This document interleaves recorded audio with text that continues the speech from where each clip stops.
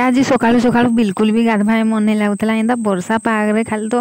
घरे खाली कैंडी गोटे बसी मन लगुला हेले मोर भौणी आसिक जबरदस्ती मत चल दीदी गाधी जिमा बेला बेले बाध्य होगी आसली आंता भी बंदटा देखेबी बोली भाभी आज आमर पूरा गोटा बंदटा जाक भिडियो देखा यहाँ आमर बंदटा बहुत बड़ बंद आटके बहुत लोग गाधी आसन वर्षा दिन बोली प्राय लोग इना जमी अच्छन बंद के इना सकाल टाइम टा पूरा फांका अच्छी इना 3-4 बजे आसले एठी लोग पाइब आउ इना जदि जी गाधी जावा एकला एकला गाधी के आसबा सबुआड़े पूरा फांका सुनसान तारपर मोर भौणी सागे गाधी की पळे आसनु एठी मी लुगा लुगी सुकेई दउछे आ सियाड़े मोर माँ मोर झील के धरीछन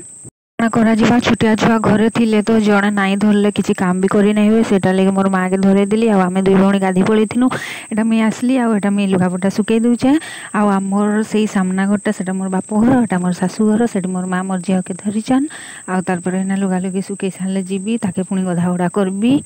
बहुत लोग भावन जे गाँरिया लोक मैंने किसी जानने मूर्ख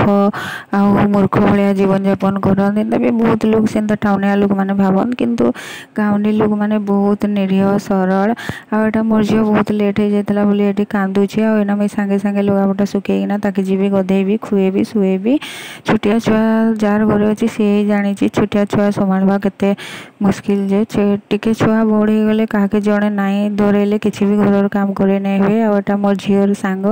सी टिके बड़